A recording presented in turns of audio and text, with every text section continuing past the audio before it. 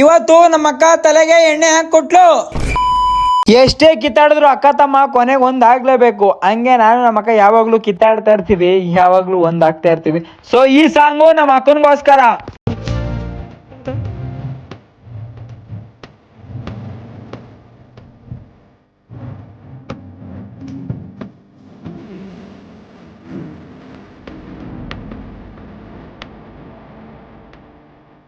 ಬನ್ನಿ ಸಾಕು, ನಮ್ ದಿನಚರಿ ನೋಡ.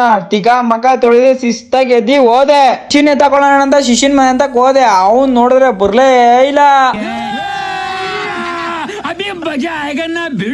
ಹಂಗೋ ಹಿಂಗೋ ನಮ್ ಶಿಷ್ಯ ಅಂತೂ ಬಂದ. ಶಿಸ್ತಾಗ ನಾ ಮಾಡೋದ್ ಕಡೆಕ್ ಹೋದ.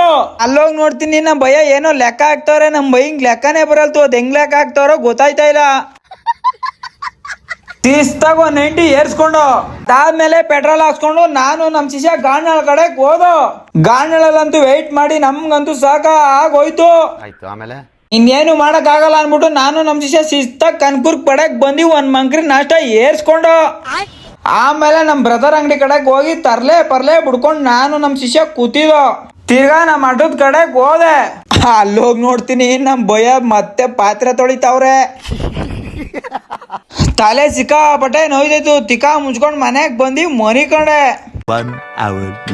ಶಿಸ್ತಾಗಿ ಎದ್ಬಿಟ್ಟು ತಿಕಾ ಮಗ ತೊಳ್ಕೊಂಡ್ ಶಿಸ್ತಾಗ ಹೊಲ್ಟೆ.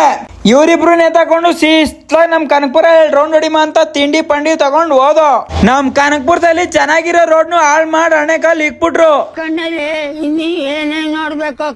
ಹೋಗ್ಬೇಕಾರೆ ಹಂಗೆ ದೊಡ್ಡ ಆಕ್ಸಿಡೆಂಟ್ ಏನಪ್ಪಾ ಅಂದ್ರೆ ಯಾರೋ ಗೊತ್ತಿಲ್ಲ ಕಳ್ಳನ್ ಮಕ್ಳು ಹಳ್ಳಿಲ್ ಮಳಿ ಸಾಯಿಸ್ಬಿಟ್ಟಾರೆ ಗೈಸ್. ಗಾಡಿ ಹತ್ತಿಸ್ಕೊ ಹೊಟ್ಟೋಗ್ಬಿಟ್ಟಾರೆ. ದಯವಿಟ್ಟು ನಿಧಾನ ಕೊಡಡಿ ಪ್ಲೀಸ್.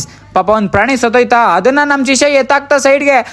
ಅದಾದ್ಮೇಲೆ ಇವತ್ತೊಂದ್ ಮಿನಿಲಾಗ್ ಹೆಂಗಿತ್ತು ಅಂತ ಒಂದ್ ಲೈಕ್, ಒಂದ್ ಶೇರ್, ಒಂದ್ ಫಾಲೋ ಮಾಡ್ಕೋಗ್ರು. ಮುಂದಿನ ಲಾಗಲ್ಲಿ ಸಿಗ್ತೀನಿ.